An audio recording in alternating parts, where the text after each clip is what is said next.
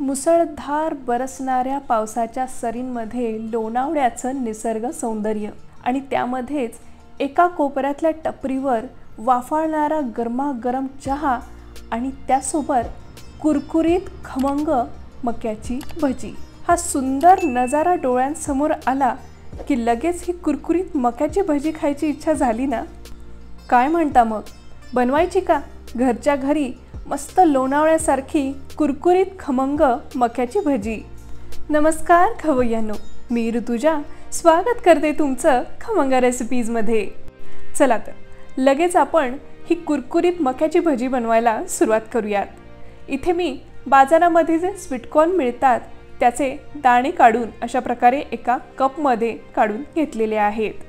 अशा प्रकारे कपच्या साहाय्याने किंवा वाटीच्या साहाय्याने हे मक्याचे दाणे मोजून घेतल्यामुळे होतं काय, तर आपल्याला बेसनचं योग्य प्रमाण या भजीसाठी घालता येतं। तर आज इथे ही मक्याची भजी बनवण्यासाठी मी एकूण 2 कप प्रमाणामध्ये मक्याचे दाणे इथे घेतलेले आहेत। आता बरेचदा मक्याची भजी करताना होतं काय, तर मक्याची भजी ही आपण तेलामध्ये सोडली की यातले मक्याचे दाणे फुटायला सुरुवात होते आणि मग उकळतं तेल आपल्या अंगावर उडून आपल्याला इजा होण्याची शक्यता असते।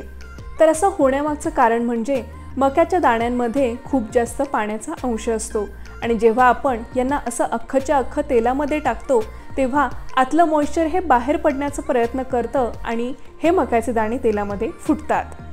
तर असं होऊ नये यासाठी आपण काय करणार आहोत, हे मक्याचे दाणे ओबडधोबड थोडेसे क्रश करून घेणार आहोत।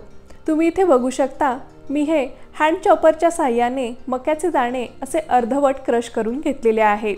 तुम्ही हवं तर मिक्सरला एखाद दुसऱ्या पल्स मोडवर अशा प्रकारे हे ओबडधोबड क्रश करू शकता किंवा खलबत्त्यात कुटून घेतले तरी सुद्धा काही हरकत नाही। फक्त सगळे एकूण एक दाणे हे व्यवस्थित असे क्रश होतील याची काळजी आपल्याला घ्यायची आहे।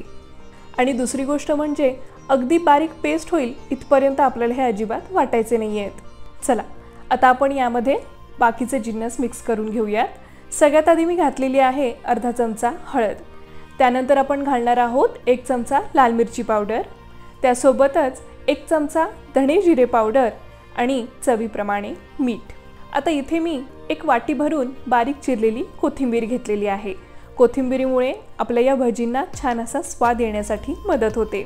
आपण 1-2 मिनिटांसाठी हे सगळे जिन्नस यामध्ये व्यवस्थित असे मिसळून घेणार आहोत, ज्यामुळे मक्यामध्ये जे काही मॉइश्चर असतं ते रिलीज व्हायला सुरुवात होते आणि त्याच पाण्यामध्ये आपल्याला या भजीचं पीठ मळून घ्यायचं आहे।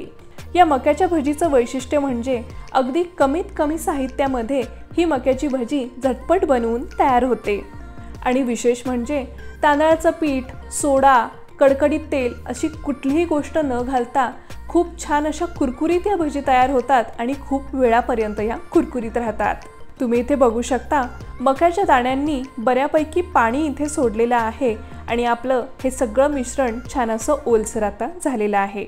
आता आपण यामध्ये गरजेप्रमाणे बेसन घालणार आहोत। तर सगळ्यात आधी मी इथे अर्धा कप प्रमाणामध्ये बेसन घेतलेलं आहे। त्यापैकी अर्ध म्हणजेच पाव कप बेसन आपण सुरुवातीला या मिश्रणामध्ये घालणार आहोत। आता हाताच्या साहाय्याने आपल्याला व्यवस्थित हे या मक्याच्या मिश्रणामध्ये मिक्स करून घ्यायचं आहे।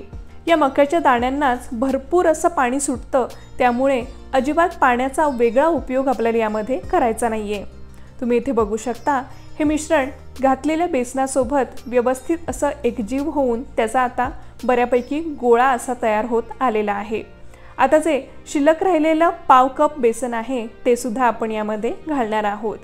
मक्याचे दाणे जास्त दिसले पाहिजेत आणि बेसन कमी दिसलं पाहिजे, तर आणि तरच आपली ही मक्याची भजी छान अशी कुरकुरीत होते आणि बऱ्याच काळापर्यंत ती कुरकुरीत राहते। तुम्ही आता इथे बघू शकता, या मिश्रणाचा असा व्यवस्थित गोळा आता भजीसारखा तयार होत आहे। याचाच अर्थ आपल्याला अजून बेसन घालायची अजिबात गरज नाही, म्हणजेच 2 कप मक्याच्या दाण्यांसाठी आपल्याला अर्धा कप इतकं बेसन अगदी व्यवस्थित पुरेसं होतं।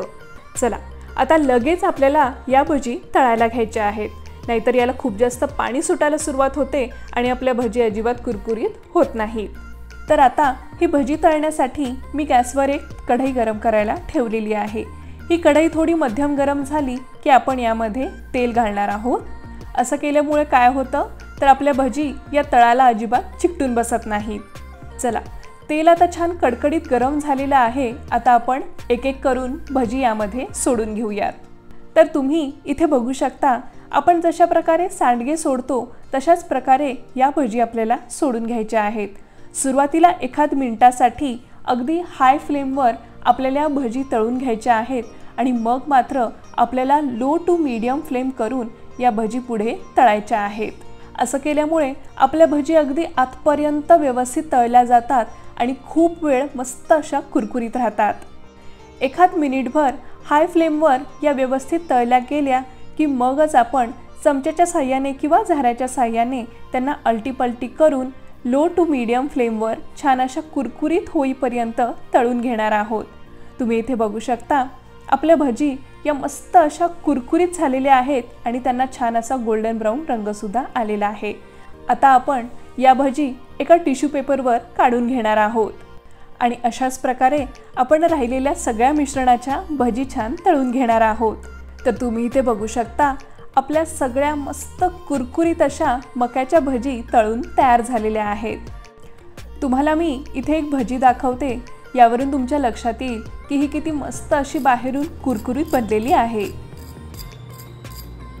तर मग खवय्यांनो, तुम्ही सुद्धा ही अगदी झटपट कमीत कमी साहित्यात तयार होणारी मस्त गरमागरम कुरकुरीत मक्याची भजी नक्की बनवून पहा आणि याचा आस्वाद तुम्ही पुदिन्याची चटणी किंवा टोमॅटो केचप सोबत सुद्धा घेऊ शकता। तर तुम्हाला ही आजची रेसिपी कशी वाटली हे मला कमेंट करून नक्की सांगा आणि आपल्या चॅनलला लाईक, शेअर, सबस्क्राईब नक्की करा।